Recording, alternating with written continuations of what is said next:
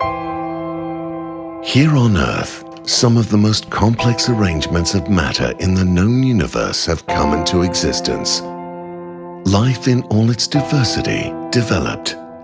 And the most wondrous of nature's achievements is the human mind. With our conscious ability to comprehend and thus manage the relationship between cause and effect, we have achieved so much. We've been truly inspired as we cured disease and sent man to the moon. And yet, despite our species' magnificent mental capabilities and undeniable capacity for immense sensitivity and love, behind each wondrous scientific achievement and every sensitive artistic expression and compassionate act lies the shadow of humanity's darker side. An unspeakable history of greed, hatred, rape, torture, murder, and war. A propensity for shocking deeds of violence, depravity, indifference, and cruelty. Historically, we have simply excused the darker aspect of our nature as a relic of a competitive and aggressive animal past, where the instinct to survive and reproduce genes dictated behavior. But is this not just a convenient excuse we used while we searched for the real reason for our divisive nature? After all, words used to describe human behavior, such as egocentric, arrogant, inspired, depressed, deluded, optimistic, pessimistic, hateful, immoral, guilt-ridden, evil, psychotic, neurotic, or alienated, all recognize the involvement of our species' fully conscious thinking mind. They demonstrate that there is a psychological dimension to our behavior, that we don't suffer from a genetic opportunism-driven animal condition. We suffer from the psychologically troubled human condition. But if our animal instincts are to blame, does this mean humans simply have an evil nature? For some 2 million years, which is the likely time we have been fully conscious, we've wrestled with this problem, which has in turn generated a tremendous amount of guilt and subconsciously weighed heavily on us as a species. World-renowned biologist Jeremy Griffith has dedicated his life to understanding and explaining the human condition. And after decades of research, his astonishing breakthroughs are finally ready to share. And many experts agree they will save the world. The first concept in understanding the human condition is relatively easy to grasp. Like all living creatures, our species must once have been instinctively controlled. But then we evolved a conscious mind capable of understanding cause and effect.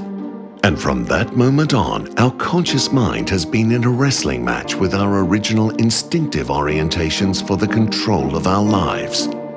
And it is this conflict that is the cause of our human condition. Our newer nerve-based conscious mind began to act independently of our instincts, in effect defy them.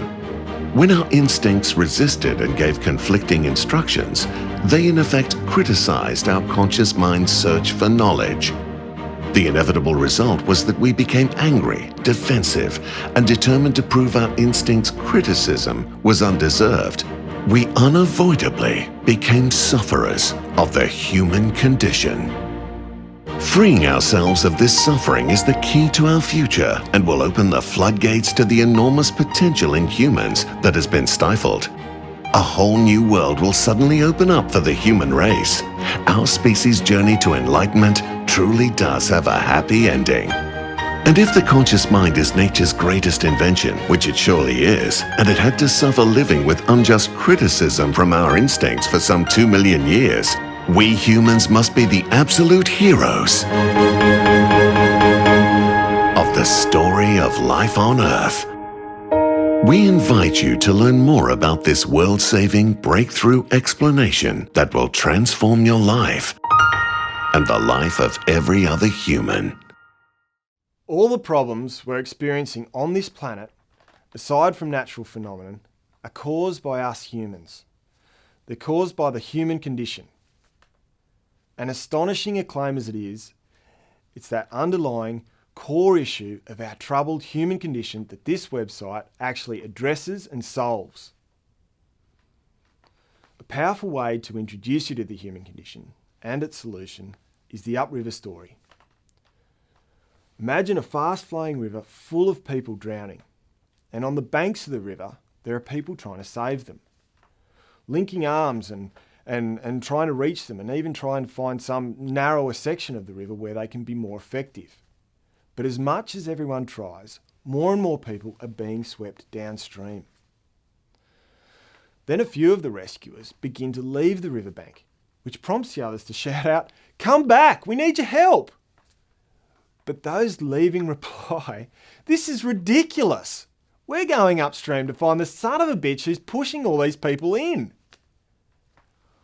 Obviously, the people who are being swept downstream symbolise all the problems facing the world. All the wars, the refugee crises, polarised politics, depression, greed, famine, environmental devastation, you name it. And the rescuers represent governments trying to make better laws or policies to cope, or charities like the Red Cross helping the homeless, or religions helping the suffering. But the point of the story is that trying to pull people out of the river is only dealing with the symptoms of the problem. Someone has to go upstream and address and solve the problem at its source, which is us. We are the problem. We are the ones who are egocentric, selfish, greedy, materialistic, fake, angry as hell. That is us, our destructively behaved so-called human condition. And it's that underlying issue that really has to be addressed and fixed. Somewhere, sometime, someday, someone had to go upstream to the source of the problems, address and solve the human condition. And someone has. In his book, Freedom, The End of the Human Condition, Australian biologist Jeremy Griffith presents the breakthrough biological explanation of the human condition. And that explanation of our divisive and destructive lives is so redeeming and healing. It ends the human condition forever, which is why it's been described as the book that saves the world. You see, after everything I've been saying about us humans, we appear to be the devils, that we just destroy everything we touch, that we're just a virus on the planet. But this book explains that we're not just good, but we're actually the heroes of the whole story of life on Earth. And the fabulous significance of this understanding that lifts the burden of guilt from humans is that it finally brings to an end an underlying insecurity about our self-worth. And since it's that insecurity that's been causing all of our frustrated, retaliatory and defensive, egocentric, competitive, selfish and angry behaviour, by ending that insecurity, it ends all the upset behaviour and transforms the entire human race. This is why solving the human condition has been described as the holy grail of the whole human journey of conscious thought and inquiry. This is the great breakthrough the human race has lived in hope and faith would one day be found. That is the significance of this phenomenal book, Freedom, that goes upriver and solves the human condition.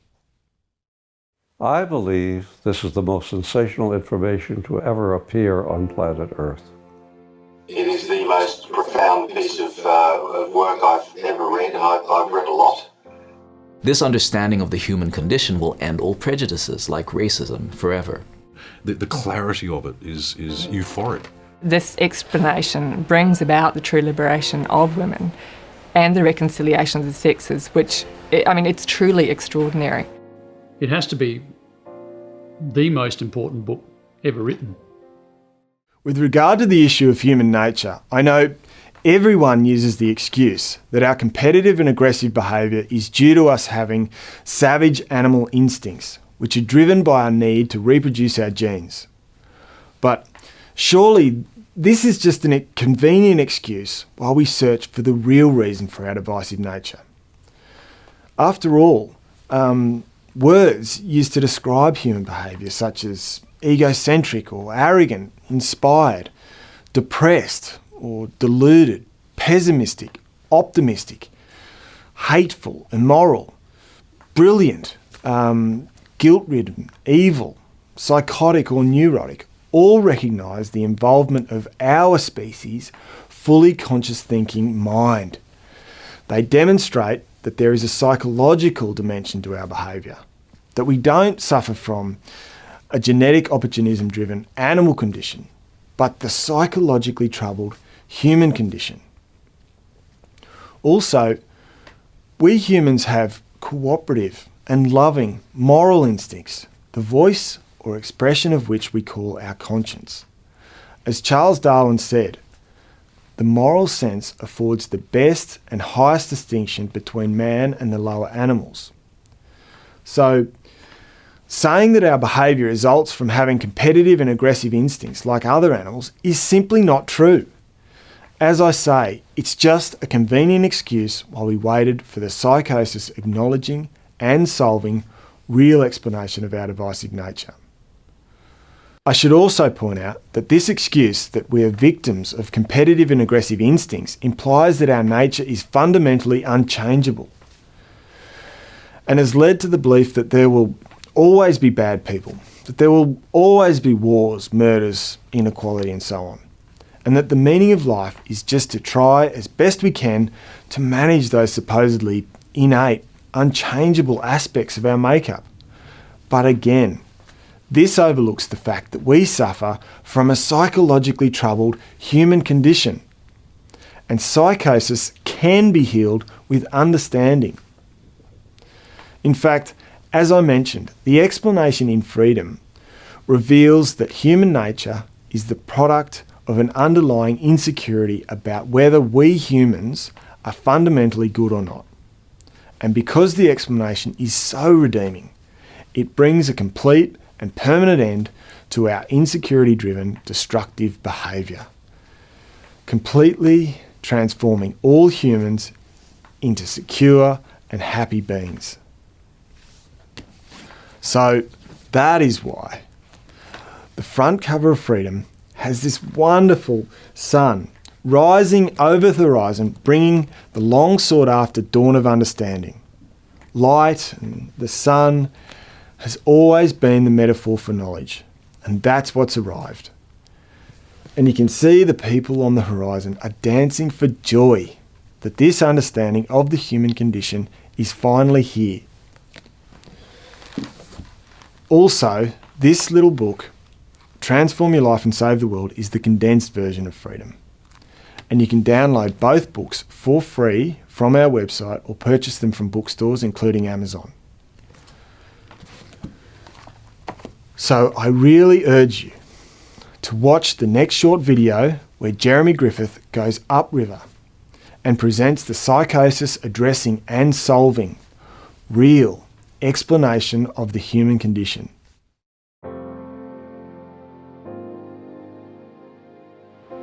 I'm Jeremy Griffith. For the last 40 years, I've dedicated my career as a biologist to understanding and explaining the human condition. Our very physiology has been driving our behaviour, which ranges from incredible acts of love to unimaginable violence and horror. But we can finally provide the scientific explanation for why this is. And through that understanding of the human condition, we can free ourselves of all the guilt and uncertainty, and in turn transform ourselves and the world. In this short video, I'll explain the core ideas of the human condition and why up until now others have failed to offer true solutions. I will help prepare you for the confronting realities and the resulting transformation that will most wonderfully end all the suffering and conflict in the world.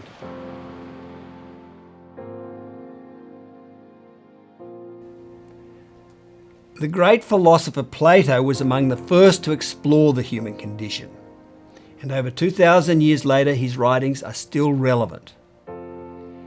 He put forward the idea that all of humankind lives in a cave, hiding from the truth that is the human condition.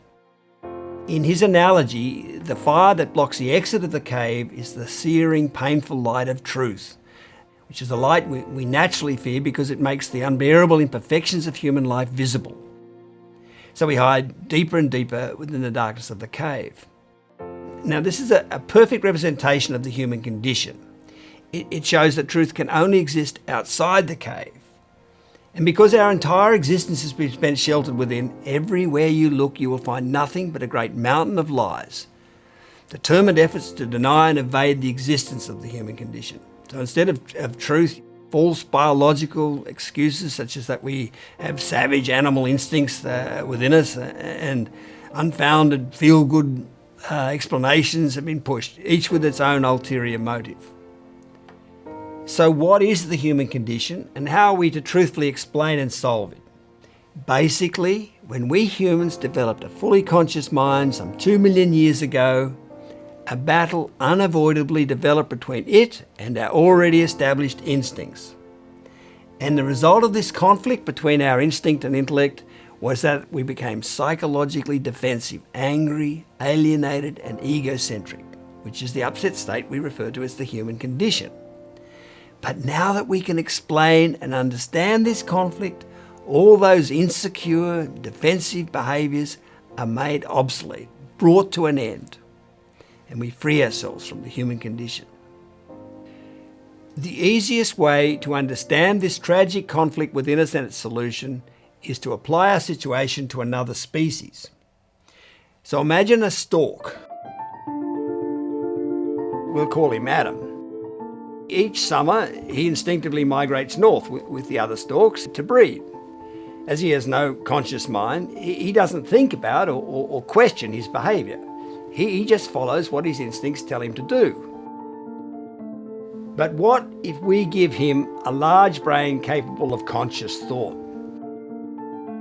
Adam will start to think for himself, but many of his new ideas will not be consistent with his instincts.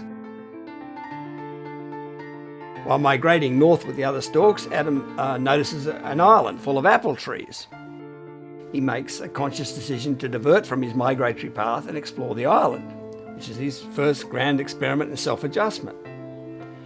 But when Adam's instincts realise he has strayed, they criticise his deprogrammed behaviour and dogmatically try to pull him back on his original course. In effect, they condemn him as being bad.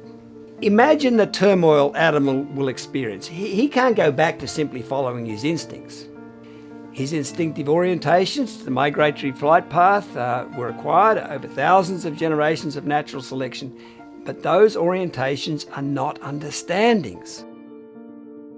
Since his conscious mind requires understanding through experimentation, inevitably a war is going to break out with his instincts. And ideally, at that point, Adam's conscious mind would sit down and explain to his instincts why he's defying them. He would explain that the gene-based natural selection process only gives species instinctive orientations to the world, whereas the nerve-based conscious mind, which he's now using, which is able to make sense of cause and effect, needs understanding of the world to operate. And of course, Adam doesn't have this self-understanding. He's only just begun his search for knowledge. In fact, he's not even aware what the problem actually is. He simply started to feel that he's bad, even evil. So tragically, while searching for understanding, three things unavoidably happened. Adam defensively retaliates against the criticism, he tries to deny it, and he desperately seeks any reinforcement he can find to relieve himself of the negative feelings. He becomes angry, alienated, and egocentric, which is a psychologically upset state we call the human condition. Basically, Suffering psychological upset was the price we conscious humans had to pay for our heroic search for understanding. In the words of the song, The Impossible Dream from the musical The Man of La Mancha, we had to be prepared to march into hell for a heavenly cause. We had to lose ourselves to find ourselves. We had to suffer becoming angry, alienated, and egocentric until we found sufficient knowledge to explain ourselves. The biblical story of Adam and Eve in the Garden of Eden accurately describes the primary situation involved in our human condition, of the psychologically upsetting battle that emerged between our instincts and our conscious intellect search for knowledge. It says Adam and Eve took the fruit from the tree of knowledge and were disobedient. In other words, we developed a conscious mind and free will. But in that pre-scientific story, it says Adam and Eve then became sinful, and as a result were banished from our species' Garden of Eden state of original innocence for having become evil. Whereas in this scientific presentation, it says, no, that story gets it all wrong. Adam and Eve are actually the heroes of the whole story of life on Earth, because surely the conscious mind is nature's greatest invention, and to be given the task of searching for understanding while the whole world's condemning you was the hardest and toughest of tasks, because that condemnation was universal. All the other innocent stalks are condemning the search for knowledge, and since all of nature, the rain, the clouds, the trees, other animals, are all associated with our original instinctive self, the whole world, in effect, ganged up on Adam and Eve, i.e. us humans. And yet all the time we were good and not bad. But we couldn't explain why, but now, at last, we can. Our species has lived with the human condition for some 2 million years, which is the probable time we have been conscious. And it's taken tremendous courage to withstand the relentless criticism from our instincts. But finally, the knowledge that science has given us of the difference between instinctive orientations and conscious understandings allows us to explain that we didn't deserve this criticism, that we conscious humans are good and not bad after all. And best of all, through that clarifying insight, all our psychologically defensive, angry and alienated and egocentric behaviours, which have been destroying both ourselves and our world, is obsoleted, made redundant. We are redeemed. The great burden of guilt has been lifted from the human race. And that old, insecure, upset life that went with it is over, which means we go from living with the trauma of the human condition to living free of it. I mean, you could say that in the nick of time, we humans have won the race between self-destruction and self-understanding. I want to mention that there have been many thinkers throughout history who have, like Moses in his Garden of Eden story, recognised that the human condition is the result of us humans becoming conscious and at odds with our species' particular cooperative and loving Edenic moral instincts. But as I said, it wasn't until science revealed the difference between instinctive orientations and conscious understandings that we were finally in a position to explain that humans are actually good and not bad. The instinct versus conscious intellect explanation of the human condition is actually very obvious. And it shows just how wrong the excuse is that we are competitive and aggressive because we have savage animal instincts. I present a short history of the many thinkers who have recognised the true instinct versus intellect elements involved in the human condition in the next video and essay number 4.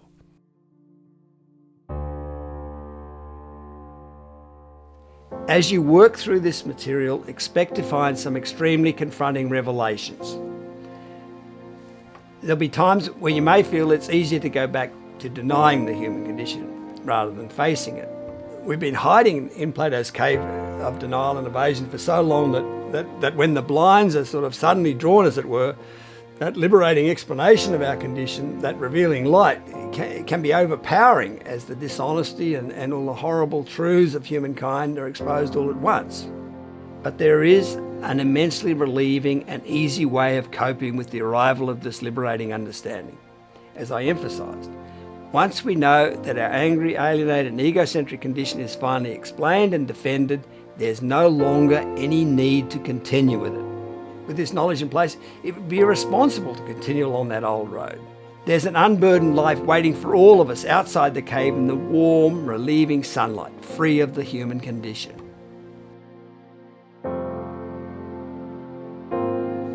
Now that you have a slightly better understanding of the human condition and what to expect, I urge you to continue with it. Everything you need to know is in my book Freedom, which you can download free on this website, or you can order a printed copy from Amazon. We have also set up the World Transformation Movement, which is a non-profit organisation offering free support, and context and community for everyone. The human condition has caused unmentionable suffering and held us back as a species for millions of years. It's time to take our power back and start living to our species' fabulous, real potential and transform the world. Hello again. In the previous video, I put forward the argument that the human condition is a result of a clash between our instincts and conscious mind. What I now want to point out and talk about is that I'm not the first person to recognise that this clash is the cause of the human condition. As I describe in my book Freedom, The End of the Human Condition, there have been many thinkers throughout history who have recognised that the answer to our angry and egocentric and alienated human condition lay in understanding that a clash must have occurred between our already established instincts and more recently emerged conscious mind.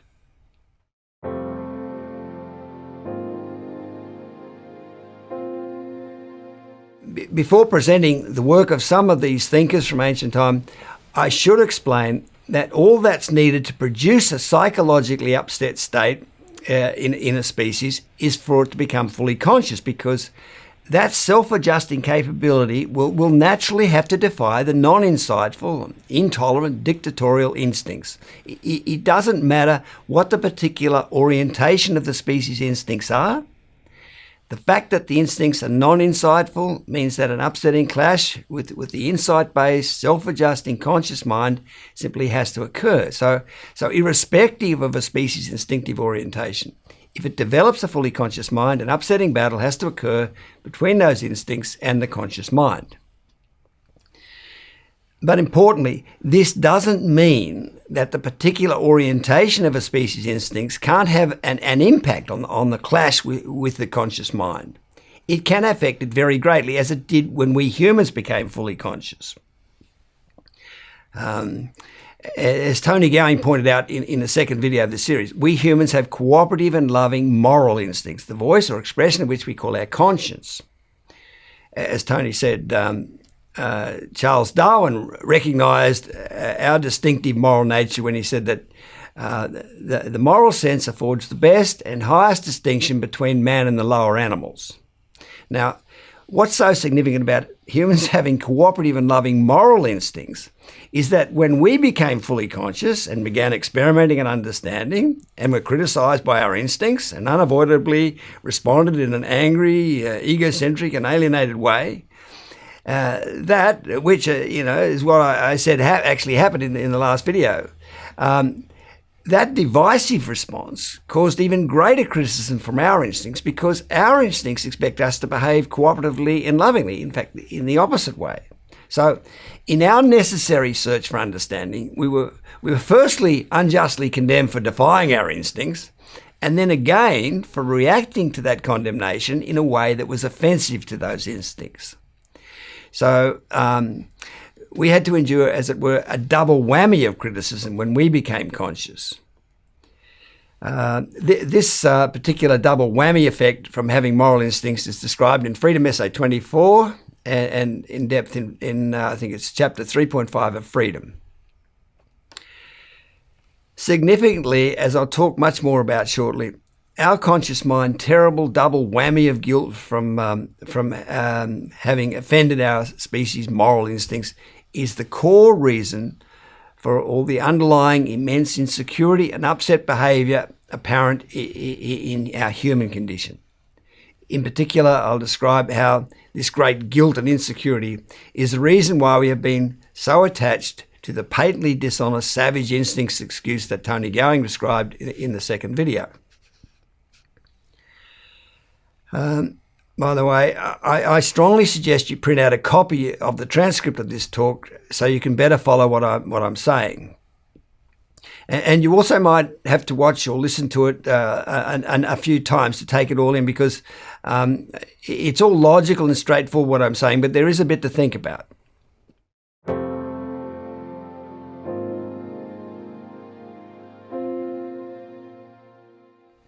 Okay. Having explained that the conflict between the instinct and intellect in our species' case was greatly compounded by our cooperative and loving moral instincts, I want to now present the recognition of this conflict by some of the greatest thinkers from ancient times. Later I'll mention thinkers from contemporary times. I already mentioned in my previous presentation the great Hebrew prophet Moses, who 3,500 years ago in the Bible he wrote the story of Adam and Eve, and that describes them as living in the Garden of Eden, state of original innocence. I mean, if you look up the word Edenic in the dictionary, Edenic, it means the first home of Adam and Eve, a state of innocence, bliss, or ultimate happiness. So Adam and Eve were living in the Garden of Eden of original innocence, state of original innocence, and Moses describes how they then took the fruit from the tree of knowledge, obviously meaning they became conscious, at which point they became sufferers of divisive behaviour or sin. So that's an acknowledgement that we once lived cooperatively and lovingly, and then became conscious and seemingly lost the plot by becoming evil, guilty, competitive and aggressive sinners, supposedly deserving of banishment from the Garden of Eden. Of course, what is missing from Moses' account is the critically important redeeming explanation for why the search for knowledge made us angry, egocentric and alienated, which, as I emphasised in my previous presentation, science has since made possible with its discovery of genes and nerves and how they operate. Namely that while genes can give species orientations, nerves need to understand cause and effect. Nevertheless, all the elements involved in producing the human condition of moral instincts at odds with a conscious mind are present in Moses' story of Adam and Eve. Similar acknowledgements of our species' past cooperative and loving existence, which became corrupted when we became conscious, can be found in other religions. For example, in Zen Buddhism, Zen Buddhism speaks of a loss or of an uncontaminated pure state as a result of the intervening conscious mind, referring to the effective contamination or interference of the conscious mind predominated by intellection. And Taoist scripture features a description of our distant forebears as being the men of perfect virtue. Indeed, it's true that as the American author Richard Heinberg points out in his book Memories and Visions of Paradise, every human culture has a myth involving both the emergence of consciousness and a fall from an original golden age of togetherness and peace. As Heinberg summarised in his book, every religion begins with the recognition that human consciousness has been separated from the divine source, that a former sense of oneness has been lost. Everywhere in religion and myth, there is an acknowledgement that we have departed from an original innocence and can return to it only through the resolution of some profound inner discord. The cause of the fall is described variously as disobedience, as eating of the forbidden fruit, which is the Garden of Eden story, and as spiritual amnesia, i.e. mental blocking out or forgetting or alienation. Again, that resolution of some profound inner discord that Heinberg talked about between our separated original state of innocence and conscious mind depended on science providing insight into the way genes and nerves work. Later in Freedom Essay 53, which, as I've mentioned, is a longer, more complete presentation of what I'm explaining in this talk, I include Heidenberg's description of many of these myths and religious teachings from different cultures that recognise the elements of the human condition of the naive, innocent, cooperative and loving instincts versus a newly developed conscious, self-adjusting mind. He describes these myths from such cultures as the Sumerians, the Babylonians, the Persians, the Hebrews, the Egyptians, Africans, Hindus, Americans, Chinese, Romans and Greeks. So everywhere he went, he found evidence of this recognition of these elements of instinct and intellect at odds, causing the human condition. As an example of these that he mentioned, in the case of ancient Greeks, Heinberg quotes the very great Greek poet Hesiod, who approximately 800 BC wrote this about our species' pre-conscious time. When gods alike and mortals rose to birth, a golden race the immortals formed on earth. Like gods they lived with calm, untroubled mind, free from the toils and anguish of our kind. No decrepit age misshaped their frame, strangers to ill their lives in feasts flowed by. Dying they sank in sleep, but nor seemed to die. Theirs was each good, the life-sustaining soil, yielding its copious fruits, unbridled by toil. They with abundant goods, midst quiet lands, all willing shared the gathering of their hands. So yes, they didn't have a troubled conscious mind, and they lived a sharing, gentle life. Hesiod also recounted how this golden age came to an end when Prometheus stole fire being the representation of consciousness, from his fellow gods and gave it to humans, enraging the gods, and Zeus in particular, who punished Prometheus by having him strapped to the top of a mountain where every day an eagle gorged on his liver. And he also punished humanity by creating the infamous woman Pandora, who opened a giant box containing a multitude of ills, so that woes innumerous roamed the breathing world. With ills the land is rife. Diseases haunt our frail humanity. In this account, the emergence of consciousness heralded the end of humanity's innocent golden age, when previously from evil free and labour's galling load, there emerged a situation where now swift the days of manhood haste away and misery pressure turns the temples grey. Yeah, we became psychologically distressed. So again, the elements of an original moral instinctive orientation, which then came into conflict with a conscious mind, were in these myths from ancient Greece. But of course, as in Moses' time, the science didn't exist that would make it possible to explain the redeeming good reason why the conflict occurred.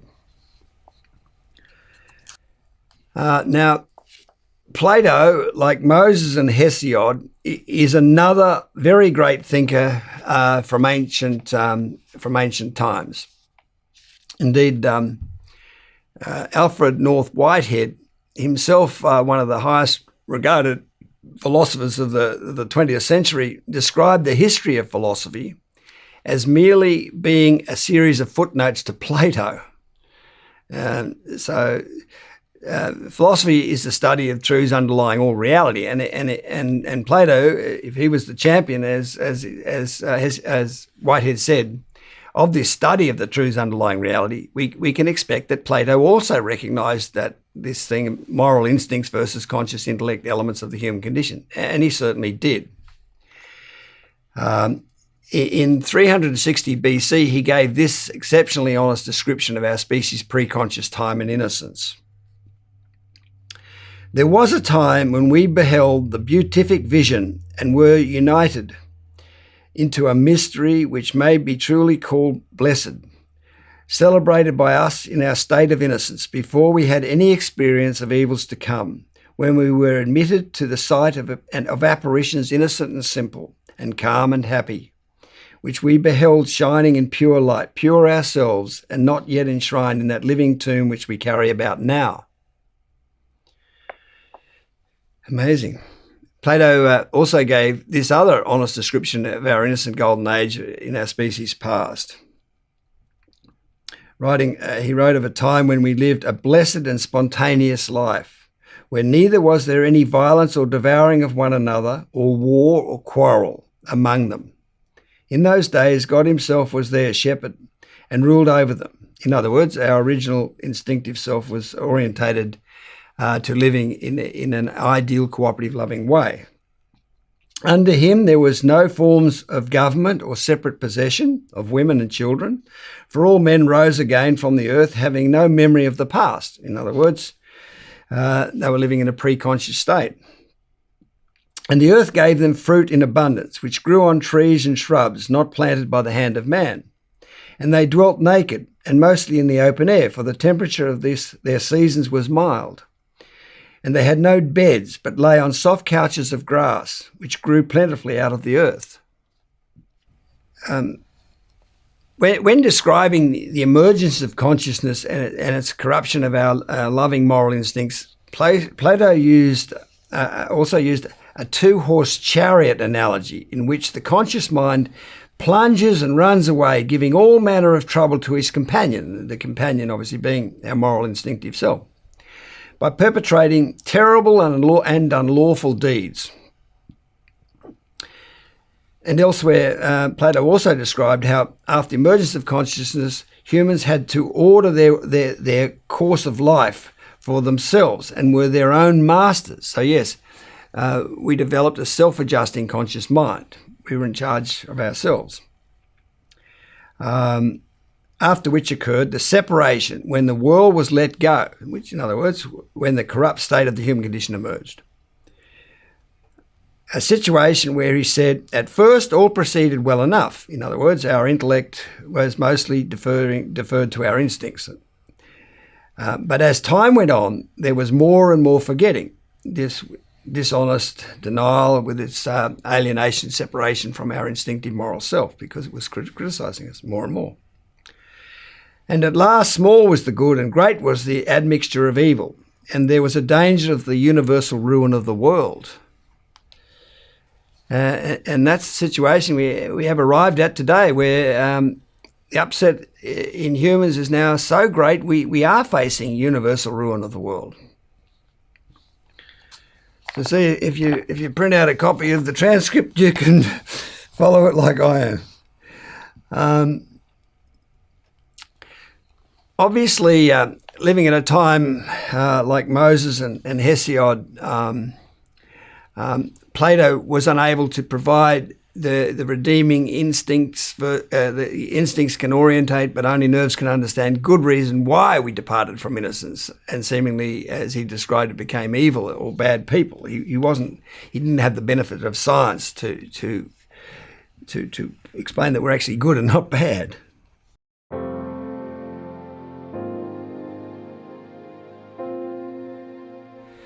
I now want to interrupt this presentation of thinkers who have recognised the instinct versus intellect elements of the human condition and talk about our conscious mind's immense guilt and insecurity from having offended our species' particular moral instincts. To fully appreciate the agony of our human condition, we do need to immerse ourselves in the absolute horror of our predicament. If our species did once live in a wonderfully cooperative and loving, peaceful state, as the great thinkers I've just referred to recognise we did, then how extremely ashamed of our corrupted state must we be? I mean, the question that's just absolutely screaming out to be answered is, why on earth would we have been so seemingly stupid to have departed from such a wonderful state and existence? I mean, how are we to explain our species' so-called fall from grace? Why did we depart from our original Edenic, cooperative and loving, moral, instinctive way of living and become brutally aggressive warmongers and egomaniacal competitors and psychotic and neurotic mad people? Why did we corrupt our all-loving, moral, instinctive self or soul? Why did we destroy paradise? Turn utopia into dystopia? Why? I mean, that's been the terrible predicament. How on earth could we explain and justify that seeming act of madness? We surely must be evil monsters. Now, I know that's the key linchpin question of how we humans could possibly be considered good when all the angry, egocentric and alienated behaviour we practice seems to unequivocally indicate the absolute opposite. Is the question that I'm arguing was finally answered in my presentation in the previous video, that with the self-adjusting conscious mind being unjustly condemned by our instincts explanation. However, to see just how wonderfully relieving that clarifying and exonerating reconciling explanation of our corrupted condition is, I need to stay with this thought journey I'm following about our shame. So the next realization to make is that trying to live with the implication that we are evil, worthless, utopia-destroying monsters has to have been absolutely unbearable, especially if we intuitively believed, as we have, that there had to be a reason, why we destroyed such a sharing, a selfless and loving paradise, and that one day we would find that redeeming explanation, which, as I've just said, I'm arguing we now have found. So yes, the great burden of guilt from the implication that we were despicable, evil monsters, especially when we didn't believe we deserved that condemnation, but they couldn't explain why, has to have been absolutely unbearable. And if that situation is true, as I will go on and demonstrate that it is, then clearly it was absolutely imperative that we find some relieving excuse for our corrupted condition while we waited for the actual explanation to be found. And that's precisely where the savage instincts excuse came to our rescue. I mean, obviously untrue as it is, as I said, because we've got cooperative and loving moral instincts, not divisive, savage, brutal ones. But we could just apply a bit of mental self-deception and persuade ourselves, look, other animals are competing and fighting all the time, so that's our animal heritage as well. Basically just overlook the fact that we have loving moral instincts and determinedly embrace the savage instincts excuse. I mean, unsurprisingly, really, if you think about it, given the agony of our predicament, when we humans become psychologically cornered, any excuse will do. We just need to come up with one. And that's what we did with the savage instincts excuse. Again, as Tony Gowing said in the second video of this series, this excuse that we have savage animal instincts that are driven by a need to reproduce our genes like other animals is the excuse that virtually everyone's been using for our competitive and aggressive behaviour. We deluded ourselves that other animals constantly compete and fight with each other in an effort to make sure they reproduce their genes, and that's what our forebears did. And so that's where our brutal, competitive and aggressive nature comes from, which we being our conscious self, supposedly have to spend all our lives trying to control. But again, as Tony pointed out, the savage instincts excuse theory is simply not true. It's just a convenient excuse we came up with. Because firstly, we humans don't have savage, competitive and aggressive instincts. We have cooperative and loving moral instincts, the voice or expression of which is our conscience. Recall, what Darwin's words, the moral sense affords the best and highest distinction between man and the lower animals.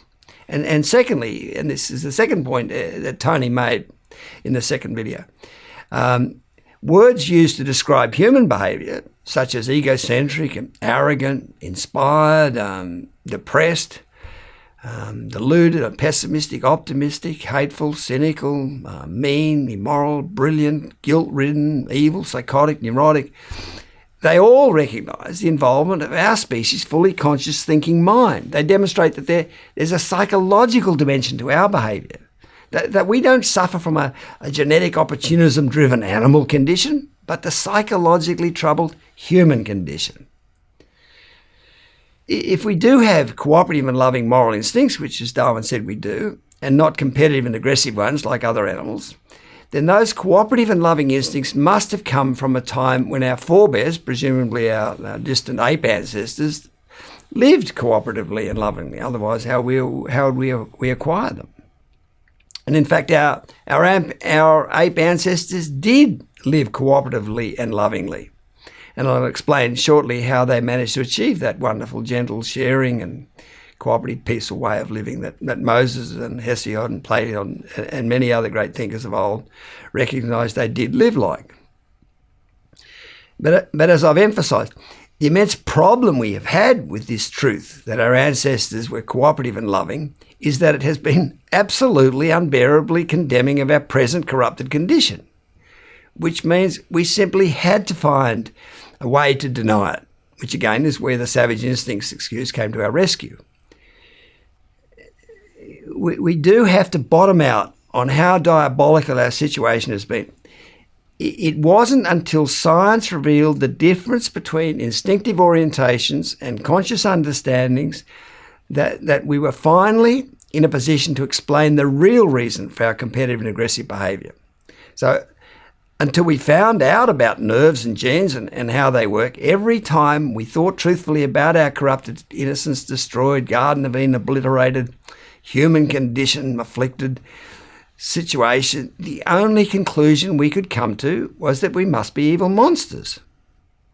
Without the ability that science has given us to explain about nerves and genes, we were completely stuck, absolutely having no ability at all to truthfully explain ourselves.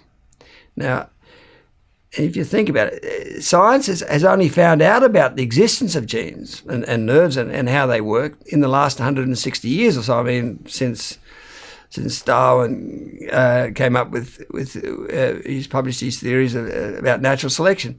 That's a staggering amount of time. We fully conscious humans have had to live on this earth without the ability to truthfully explain ourselves, which is some 2 million years, in fact, because that's the approximate time we've been fully conscious. So now we can see how important it was to deny our ancestors lived cooperatively and lovingly, and instead to delude ourselves they were savage brutes trying to reproduce their genes like other animals. Because without that denial and that excuse, we simply wouldn't have been able to live with ourselves throughout all that time, those 2 million years. We can also now see what an absolutely incredible relief it is to finally be able to have the real reason for our corrupted condition and no longer have to carry on, the charade of believing in this false savage instincts excuse. And there's not only the relief of no longer having to lie like fools, this true understanding that we now have of the human condition allows every human to no longer have to live in a defensive and retaliatory, egocentric and aggressive existence. We can be transformed to living free of the human condition, which is just the most fabulous change that Tony Gowing is going to describe in the next video. And I'll further describe it in Freedom Essay 15. So there's really no comparison between life we've had to live up to the present, now that we can finally explain the human condition truthfully, and what our existence has been like up till now. Unable to truthfully explain ourselves and defend our corrupted condition. We had to wait for science to find out about nerves and genes that finally make clarifying, redeeming, exonerating explanation of our lives possible.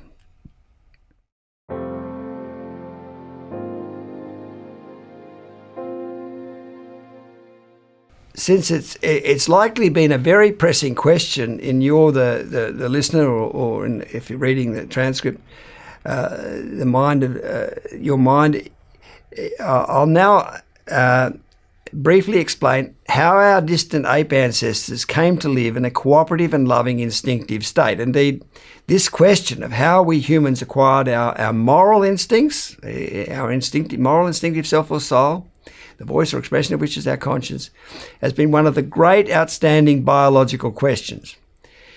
And the reason it has been such a huge question for us biologists is because we know that genes normally cannot select for unconditionally altruistic, selfless traits, simply because such traits tend to self-eliminate and so normally can't become established. I mean, by all means, you can be selfless towards me and sacrifice your genes, but I'm not about to be selfless towards you and sacrifice my genes for you. So this process of natural selection dictates that selfish opportunism will supposedly always exploit selflessness. So how could such a selfish process as natural selection possibly have created such a loving selflessness in us? So that's the key biological question, or one of the key biological questions. Now, as I explain in much greater detail in Freedom Essay 21, the way it was achieved in our forebears was through nurturing. Okay. So how did nurturing achieve this wonderful cooperative loving state? To explain what is so significant about a mother's nurturing of her offspring, I first need to point out that a mother's maternal instincts to care for her offspring is selfish because she is ensuring the reproduction of her genes by looking after her offspring, who obviously carry her genes. So maternalism is a selfish trait, which, as I just said, genetic traits normally have to be for them to reproduce and carry on to the next generation. However, and this is all important, if we think about it, from the infant's perspective, maternalism does have the appearance of being selfless. From the infant's perspective, it is being treated unconditionally selflessly. The mother is giving her offspring food and warmth and shelter and support and protection for apparently nothing in return.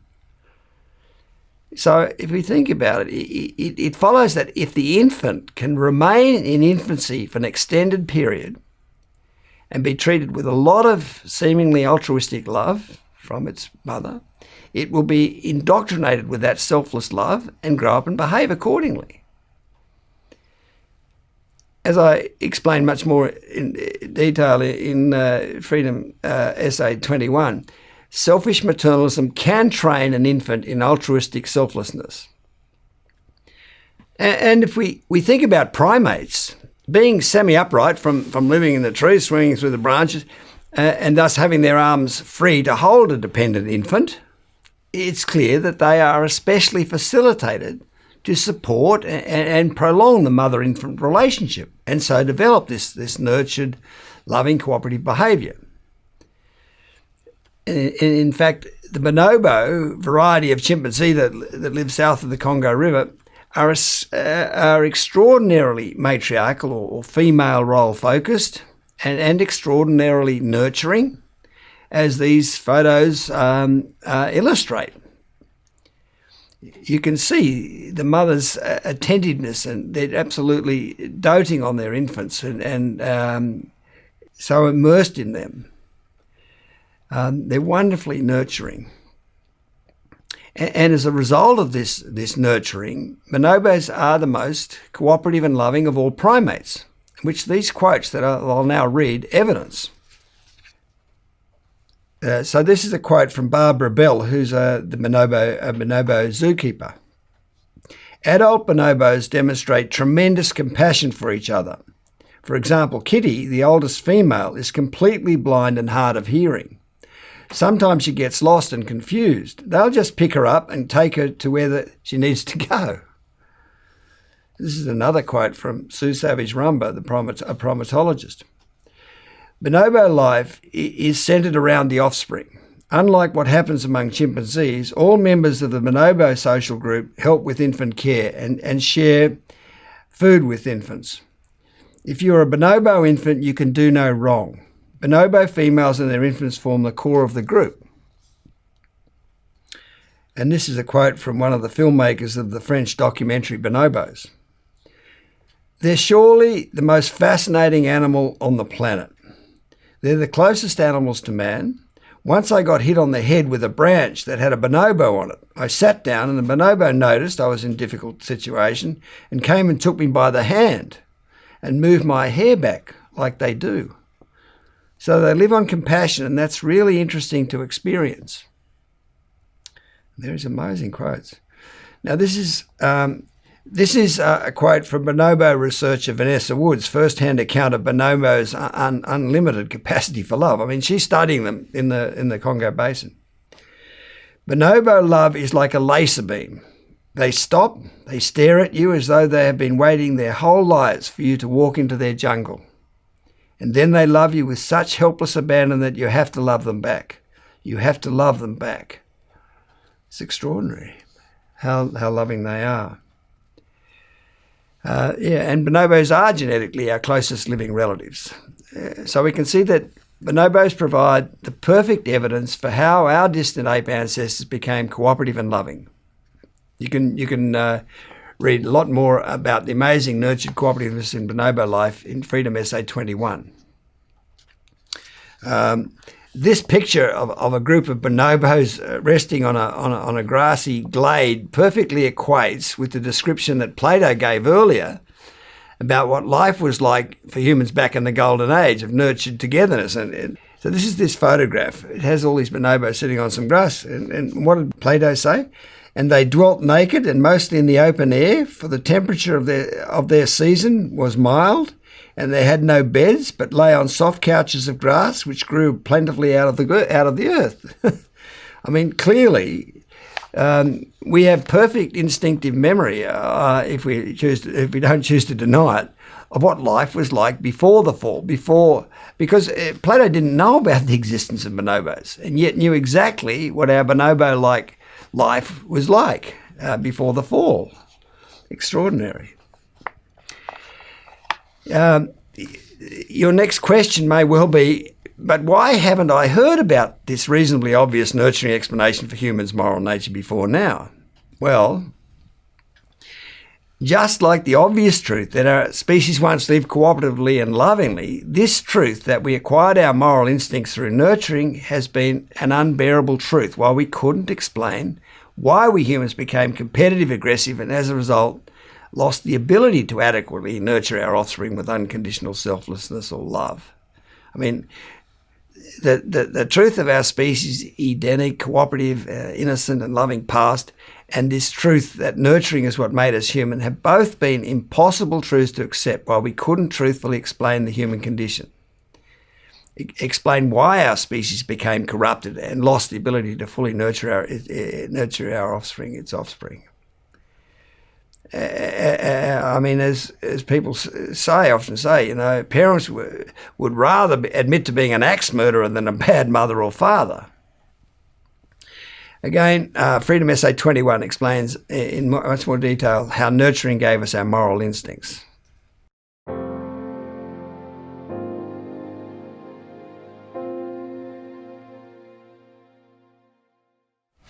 The main point about what has now been explained is that until science revealed the difference in the way genes and nerves work, and by so doing made it possible to truthfully explain why we humans became competitive and aggressive and selfish, which again I'm suggesting is the explanation I presented in the previous video, we had no choice other than to use the dishonest, savage instincts excuse for our divisive behaviour.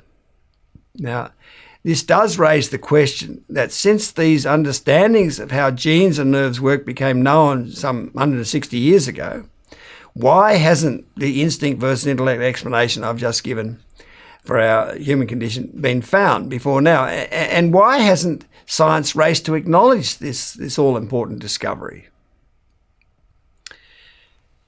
The reason it hasn't been found is that almost all scientists, like virtually every other human, have been deeply committed to avoiding the unbearably confronting issue of the human condition, the terrifying question of why we are so corrupted and soul destroyed, and as a result habituated to using the savage instincts excuse to defend themselves.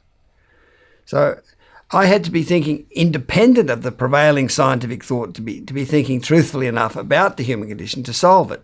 And in terms of having that understanding accepted by the scientific establishment, science has always been slow to move to a new paradigm of thinking, especially when the new paradigm is a more truthful one, which is a difficulty that playwright George Bernard Shaw recognised when he said, all great truths begin as blasphemies. You can learn much more about science's entrenched denial of the human condition and about its extremely dangerous perpetuation of the savage instincts excuse in Freedom Essay 14 and in Chapter 2 of my book Freedom. Indeed, Freedom Essay 14 gives a very powerful description of all the dishonesty in science and where that dishonesty has been taking us, which is actually straight to extinction. So that brings us to the main point of this presentation, which is that you will know that the explanation of the human condition that I put forward is the true explanation, because if we think truthfully about the human condition, instead of dishonestly living in denial of it, as virtually everyone, including scientists have been doing, then it becomes apparent that the instinct versus intellect explanation is the completely obvious, fully accountable, and thus true explanation of our divisive behaviour. And this obviousness is made abundantly clear by the many great thinkers throughout history who have recognised those instinct versus intellect elements, such as the ones I've already mentioned from ancient history and the ones I'm about to mention from contemporary times. As you will see, while none of these thinkers has managed to fully explain the human condition, in some cases because in their time science had yet to reveal the nature of the gene and nerve-based learning systems, all of them recognise the key ingredients involved in that honest and true explanation of our conscious mind being at odds with our instincts. However, while all these thinkers have recognised the fundamental instinct versus intellect ingredients involved in producing the psychologically upset state of the human condition, you will notice that amongst the contemporary thinkers that I'm about to mention, there is a variance in how honest each has been prepared to be about those instincts within us being cooperative and loving, not competitive and aggressive. Not all contemporary thinkers that I'm going to mention have been able to acknowledge the truth of our cooperative and loving past, because the more upset and angry and egocentric the human race became through this historic search for knowledge, the more unbearably confronting the truth of our past state of innocence obviously became as well. So it follows that in earlier times, when the upset, angry, egocentric and alienated state of the human condition wasn't as developed as it is now, there would have been more truthful acknowledgement of our species' cooperative and loving heritage and of its corruption when we became conscious, which is what the examples from ancient times clearly demonstrate. They were able to acknowledge those truths. Now, even so, while all the thinkers from the less upset, more innocent and naive ancient times that I've referred to earlier were able to acknowledge our cooperative and loving heritage, there were already, even in those earlier times, many people who wanted to deny it. And we know this because Plato told us of its occurrence in those earlier times when he wrote that this tradition of the innocent earthborn man, which is nowadays often unduly discredited, our ancestors, in the form of the existing relatively innocent races of people, such as we know now of those that still exist, like the Bushmen of the Kalahari and the Australian Aboriginal, who were nearest in point of time to the end of that last period and came into being at the beginning of this new period, a more upset period, to us the heralds of that earlier innocent age. So even in Plato's time, he says there was this truth of a cooperative past was often nowadays unduly discredited, denied.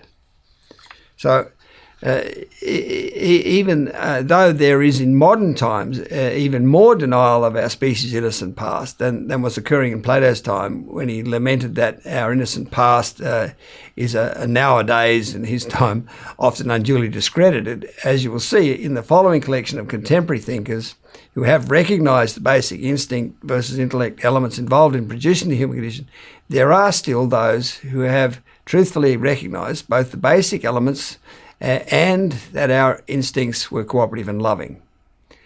Again, the source of all these quotes in this presentation can be found in the longer version of this presentation in Freedom Essay 53, where many more acknowledgments of our conscious mind's corruption of our original state of innocence are recorded. In identifying the role of instinct and intellect in producing the human condition, the South African naturalist Eugene Maury was on the right track when he recognised in one of his books that the great frontier between the two types of mentality is the line which separates non-primate mammals from apes and monkeys. On one side of that line, behaviour is dominated by hereditary memory, and on the other by individual causal memory. The phylactic history, in other words, evolutionary development, of the primate soul can be clearly traced in the mental evolution of the human child. The highest primate man is born an instinctive animal. All of its behaviour for a long period after birth is dominated by the instinctive mentality. It has no memory, no conception of cause and effect, no consciousness. As the new soul, the soul of the individual memory, slowly emerges, the instinctive soul becomes just as slowly submerged. For a time, it is almost as though there was a struggle between the two. Maury also recognised that the instinct is incapable of deviation from a certain fixed way of behaving. This inherited memory is in every respect a terrible tyrant. He further realised that the so-called subliminal soul in man, the subconscious mentality, is none other than this old instinctive mentality, animal instinctive mentality, which has been put out of action by the new conscious mentality. So we can recognise much of the Adam Stalk analogy that I used to explain the human condition in the previous video in Murray's description of becoming conscious, and as consciousness emerged, a struggle, as he described it, with the inflexible tyrannical instincts erupting. We can see that Maury not only acknowledged the elements of instinct and conscious intellect involved in the human condition, he was considering how the two elements actually interacted. I mean, had he pursued and developed his insight into the emerging struggle between the inflexible tyrannical instinctive soul or hereditary memory and the new conscious cause and effect based memory, he could have realised, as I did, that the good reason why the conscious intellect had to defy the tyrannical instincts was because the conscious mind had to search for understanding of cause and effect. And further, that it was that particular guilt-producing struggle that caused the upset, competitive and aggressive and selfish corrupted human condition. So that's an amazingly honest and penetrating analysis by Maury of the origin of our corrupted human condition. The next person whose work I want to look at is Sir Lawrence van der Post, whose life and work you can read a lot more about in Freedom Essay 51. Sir Lawrence wrote extensively about the relatively innocent Bushmen people of the Kalahari Desert of South Africa. And what is relevant here is that Sir Lawrence, who I regard as the preeminent philosopher of the 20th century, and who, like Maury, was from South Africa, had an honest, denial-free ability to acknowledge the involvement of our moral instincts and corrupting intellect in producing the upset state of the human condition. As we can see from this passage from Sir Lawrence's writing, he bravely acknowledged that before the dawning of individual consciousness, humans did live in a state of togetherness, a state that he said we have an unappeasable homesickness at the base of the human heart to return to. So this is what he wrote. This shrill, brittle, self-important life of today is by comparison a graveyard, where the living are dead and the dead are alive and talking through our soul in the still, small, clear voice of a love and trust in life that we have for the moment lost. There was a time when all on Earth and in the universe were still members and family of the early race, seeking comfort and warmth through the long, cold night before the dawning of individual consciousness, in a togetherness which still gnaws like an unappeasable homesickness at the base of the human heart. I mean, that's just wonderful. In an even more explicit reference, Solange also recognised the actual war that exists between our originally innocent instinctive self and our newer conscious intellect, writing that I spoke to you earlier of this dark child of nature, this other primitive man within each of us, with whom we are at war within our spirit. We can see that while Solange was able to clearly recognise the war between our original innocent, instinctive, soulful child of nature, our newer sort of individual conscious intellect or spirit, he didn't provide the critically important reconciling and redeeming good biological reason for why the war occurred. I should note that in recognising the relative innocence of the Bushmen people of the Kalahari, Solange defiantly rebelled against the practice of denial of the truth that we humans did once live in an upset-free innocent state prior to the emergence of the human condition. For example, he wrote that there was indeed a cruelly denied and neglected first child of life, a Bushman in each of us. He even described the relative uncorrupted harmony and sensitivity of the more innocent state of the Bushman, writing that he and his needs were committed to the nature of Africa and to the swing of its wide seasons as a fish is to the sea. He and they all participate so deeply in one another's being that the experience could almost be called mystical. For instance, he seemed to know what it actually felt like to be an elephant, a lion, an antelope, a stenbuck, a lizard, a striped mouse, a baobab tree, to mention only a few of the brilliant multitudes through which he so nimbly moved. Even as a child, it seemed to me that his world was one without secrets between one form of being and another. Amazing words. There's the Swiss-born philosopher Jean-Jacques Rousseau, who similarly expressed what we all do intuitively know is the truth when he wrote that nothing is more gentle than man in his primitive state, and that man is born free but is everywhere in chains. While Rousseau never actually used the term noble savage, these quotes show why he's been associated with that concept. When Solange spoke of the relative innocent Bushman seeming to know what it actually felt like to be a striped mouse and a baobab tree, I'm reminded of the great Russian novelist Fyodor Dostoevsky's intuitive remembrance of our species' bonobo-like time in Innocence, a time when he wrote, the grass glowed with bright and fragrant flowers, birds were flying in flocks in the air, and perched fearlessly on my shoulder and arms and joyfully struck me with their darling fluttering wings. And at last I saw and knew the people of this happy land. They came to me of themselves, surrounded me, kissed me. The children of the sun, the children of their son. Oh, how beautiful they were. Their faces were radiant. In their words and voices there was a note of childlike joy. It was the earth untarnished by the fall. On it lived people who had not sinned. They desired nothing and were at peace. They did not aspire to knowledge of life as we aspire to understand it, because their lives were full, but their knowledge was higher and deeper than ours. But I could not understand their knowledge. They showed me their trees, and I could not understand their intense love with which they looked at them. It was as though they were talking with creatures like themselves, and I'm convinced that the trees understood them. They looked at all of nature like that, at the animals who lived in peace with them and did not attack them, but loved them, conquered by their love. There was no quarrelling, no jealousy among them, for they all made up one family. This description of being conquered by love is so like what the bonobo researcher Vanessa Woods said about bonobos earlier, isn't it?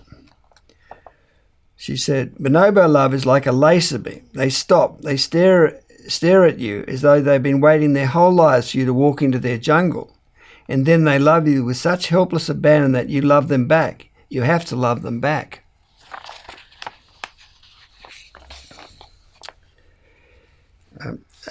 Another Russian philosopher, Nikolai Berdyaev, also bravely acknowledged and wrote that the memory of a lost paradise of a golden age is very deep in man. He was also approaching the truth about the actual cause of the human condition when he wrote that man is an irrational, paradoxical, essentially tragic being in whom two worlds, two opposite principles are at war. And in describing those two principles, he also wrote that the human soul is divided, an agonizing conflict between opposing elements is going on. The distinction between the conscious and the subconscious mind is fundamental to the new psychology. It surely is. So it's all there, the instinct at war with the intellect. But again, what's missing is the reconciling explanation. What is actually, it is about the distinction between the conscious intellect and subconscious mind that causes them to be in agonizing conflict.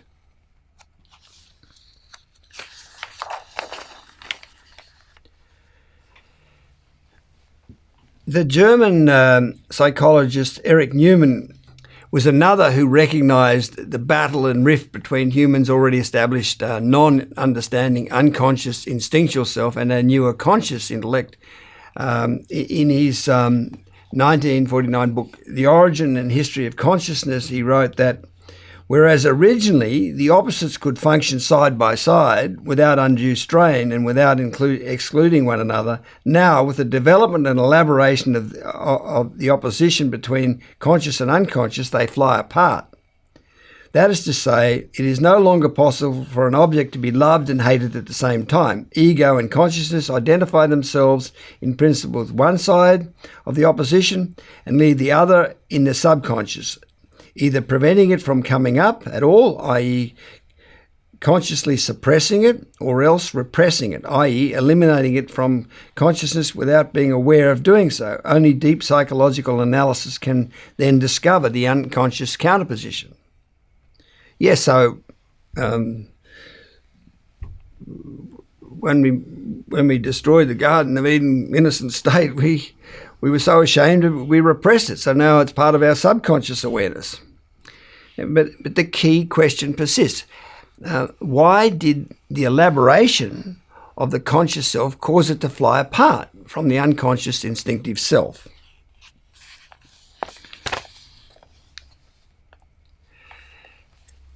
In the 1950s, the American neurologist Paul MacLean developed his theory of the triune brain, which states that humans are a mentally unbalanced species because of an inadequate coordination, he said, between our emotional old brain and cognitive new brain. He proposed that humans have not one brain, but three, each originating from a different stage in our evolutionary history. He said that the inner original reptilian brain, which he said tends to be rigid and compulsive, and then there's the middle limbic brain, which he said comprises the amygdala and the hypothalamus and hippocampus and is prominent in lower mammals and is concerned with emotion and instincts. And thirdly, he said there's the outer cerebral cortex brain of higher mammals, which is concerned with reason, invention, abstract thought. He wrote that the three evolutionary formations might be imagined as three interconnected biological computers, each with having its own special intelligence, its own subjectivity, its own sense of time and space, and its own memory, motor and other functions. Because of the independence between these three brains, MacLean saw them as frequently being dissociated and in conflict. But again, he's failed to explain what it is about the different intelligences and resulting subjectivities and senses of time and space and memories that actually causes the conflict between these two particular brains. And then there's the British science philosopher Arthur Koestler, who referred to Paul MacLean's concept that the brain explosion in humans gave rise to a mentally unbalanced species in which old brain and new brain, emotion and intellect, faith and reason were at loggerheads. Koestler claimed that as a result of an inadequate coordination between these two areas of the brain, the rational neocortex and the instinctual hypothalamus, man had somehow acquired the unique murderous delusional streak that propelled him inevitably to murder, to torture, and to war. This recognition of humans having an old instinctive brain and a newer cognitive brain that are at loggerheads because of an inadequate coordination between the two was on the right track to explaining the human condition. But again, the reconciling, redeeming good reason for the inadequate coordination was not provided by either MacLean or Kessler. So these are some of the honest thinkers referred to in Freedom Essay 53 who recognised the fundamental instinct versus intellect elements involved in producing a psychologically upset human condition. Other thinkers referred to in that essay include Julian Jaynes, Christopher Booker, William Wordsworth, Ralph Waldo Emerson, William Blake, Robert A. Johnson, and Bruce Chatwin. So hopefully now, as a result of this presentation, you have some understanding of why we had to use the savage instincts excuse, and will now agree that the instinct versus intellect explanation of the human condition that I presented in the previous video is the obvious and real explanation of that condition. And if it is that now desperately needed reconciling and psychologically healing and transforming explanation of our angry and egocentric and alienated lives, which it clearly is, then you and everyone else can enjoy that dreamed of transformation of your life from a human condition stricken state to a fabulous human condition free one, which Tony Gowing describes in the next video, and I will further describe in Freedom Essay 15. Yes, the unappeasable homesickness at the base of the human heart for the togetherness that existed before the dawning of individual consciousness that Sir Lawrence van der Post wrote so wonderfully and truthfully about can finally be appeased. As the poet T.S. Eliot accurately described our human journey from ignorance to enlightenment, we shall not cease from exploration, and the end of all our exploring will be to arrive where we started and know the place for the first time. So now, please watch Tony Gowing describe the fabulous transformed life that's now available for everyone.